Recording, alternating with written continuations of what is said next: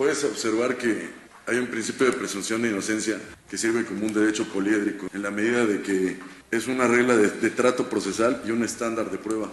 En el primer manifestación, considero que no puede considerarse una sanción penal anticipada, sobre todo porque lo que se está verificando aquí son riesgos procesales. Evidentemente, las medidas cautelares tienen tres objetivos, los cuales ya ha dicho Ministerio Público, y se centran en hablar de la sustracción de mi representado de la acción de la justicia. Lo cierto es que objetivamente se debe considerar el artículo 168.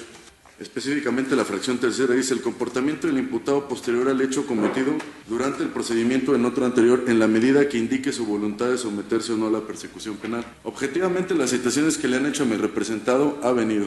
Incluso este día que él fue comisionado a Chihuahua, está aquí presente, la vez pasada igual estuvo presente, no ha dejado de acudir a ningún llamado que le ha hecho la autoridad judicial, y en ese sentido pues se acredita fehacientemente que tiene la intención de someterse a la persecución penal.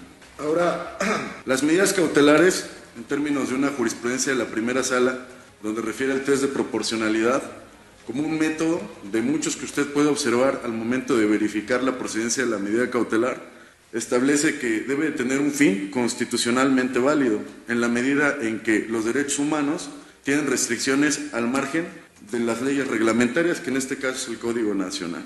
Y el Código Nacional establece un principio de proporcionalidad menos lesivo y también la mínima intervención de la autoridad. En ese sentido son los tres directrices que debe de evaluar para el momento de determinar la medida cautelar, y que existe un principio de subsidiariedad que indica que las medidas cautelares deben de ser analizadas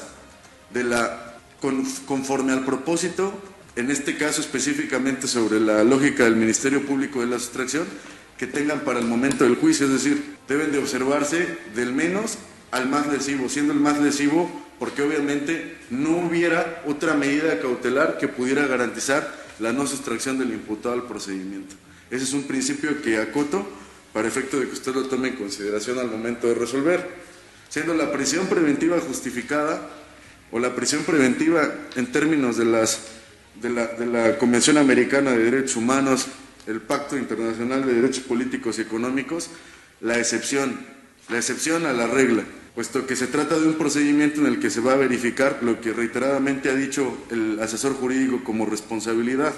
Ahora, este test de proporcionalidad indica que estas restricciones a derechos humanos solamente van a estar justificadas en la medida en que dos derechos humanos coalicionen, en este caso el derecho humano de acceso a la justicia de la víctima, que está siendo garantizado en virtud de que se está sometiendo mi representado a la instancia judicial, y el derecho a la libertad de ambulatorio y la libertad personal de mi representado. Como más adelante voy a exponer, considero que existen no nada más esas constancias, sino otras que se han presentado en la carpeta de investigación para justificar que sí tiene arraigo. Voy a ir dando contestación a lo que ha dicho el Ministerio Público. El trabajo que desempeña y que dice que no tiene asentamiento laboral, que no es estable en un solo estado, se presentó primero en la carpeta de investigación una constancia de erradicación. Esta constancia de erradicación es expedida por el municipio de Chicotzingo, y que para efectos del procedimiento, acoto sobre los datos personales, obviamente no se van a hacer públicos, solamente es para efectos de que usted tenga la dirección que acota acá esta constancia de erradicación. Dice que mi representado tiene su domicilio en la calle Maximiliano, perteneciente al municipio de Chicotzingo, Tlaxcala, lugar donde ha radicado desde hace 4 años a la fecha.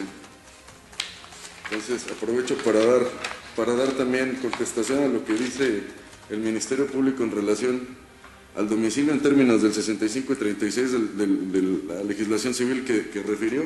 Más de 6 meses, apuntó más de 6 meses, y además dijo lugar donde la ley fija su residencia aunque no esté presente. Así lo leyó categóricamente el Ministerio Público. Además, yo creo que no se debe considerar como un hecho aislado el que mi representado está sujeto a las instrucciones de su superior jerárquico, porque cuando él sale del estado, o sea, está en la zona 23, está aquí en el estado de Tlaxcala, no es por autonomía, o sea, va cumpliendo una función propia de su función de militar, pero que además está a disposición de su superior jerárquico, y que eso podría solucionarse en la medida de que se informe a su superior jerárquico que pues está siendo sujeto de un procedimiento penal y que debe de cumplir con todas las determinaciones que esta autoridad realice. Precisamente el objeto del Código Nacional, en términos del artículo 2, es armonizar el conflicto que surja con motivo de la comisión de un hecho delictivo, en donde se respeten de forma equilibrada los derechos humanos de las partes. Entonces, el que hable la asesoría jurídica y el Ministerio Público de responsabilidad, de una circunstancia atingente a la responsabilidad, pues ya implica una sanción penal anticipada, incluso cuando refiere al asesor jurídico que se sometió a un acuerdo reparatorio y que por eso aceptó la responsabilidad. Claramente es una solución alterna al conflicto que no le genera responsabilidad, eso se sabe. Número 2, dice que hay un informe donde hay un disco, habla de un disco de 800 minutos, y que un policía aborda observando que la parte trasera dice la parte trasera del auto, hay una parte de una persona sin camisa, y describe una afiliación de 30 a 35 años. Ahí claramente pues se establece que aún esa persona no está en el asiento del conductor, pero esto está sujeto todavía a un análisis propiamente pues en etapa posterior. Esto todavía no se ha determinado que esta persona sea mi representado, aun cuando diga que es una persona con su filiación. Esto todavía no corresponde a una prueba que se haya desahogado en términos del artículo 261. Como medio de prueba, toda fuente de información que permite reconstruir el hecho respetando las formalidades procedimentales. Entonces, no puede ser considerado todavía desde esa lógica, con ese valor como si fuera absoluto. Recordemos que mi representado fue citado para que compareciera a la audiencia, ha comparecido las veces que le han dicho, pero realmente no hay un informe, al menos de la policía, que participó en el evento criminal donde hubiera sido detenido él. Entonces también pudiera tener una dualidad, una ambivalencia, ¿no? Como se dice que el disco es mi representado, también hay otros datos de prueba, acoto, que establecen que no se detuvo a nadie.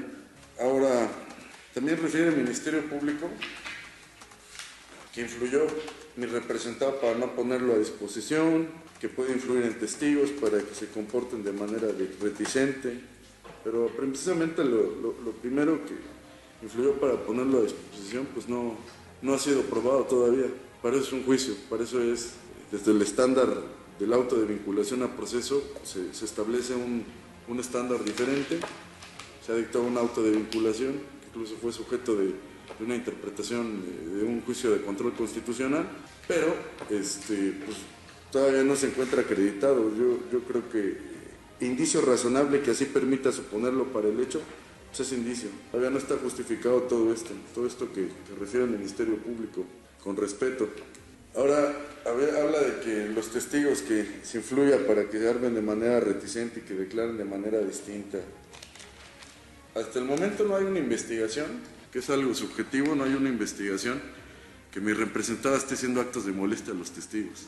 O no hay una constancia donde se desprenda que jurídicamente hablando, desde una investigación, no nada más desde un aspecto subjetivo, que mi representado esté haciendo o esté efectuando estos actos, porque pues contrariamente a lo que sostienen la asesoría y el Ministerio Público, recordemos que hay por eso actos de investigación, en términos del 217 tienen un registro, y que en términos del artículo 6, cuando se llega al juicio oral, evidentemente los testigos no pueden variar información que ya fue aportada por los testigos.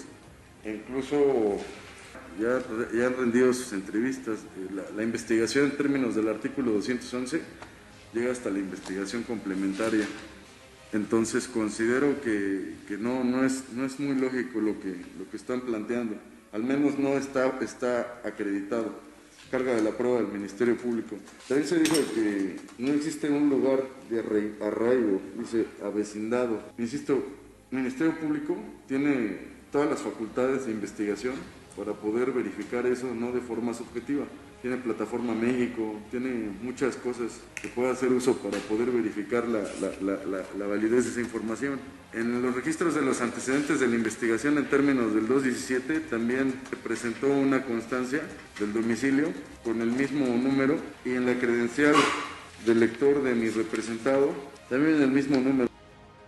El año de registro es del 2005.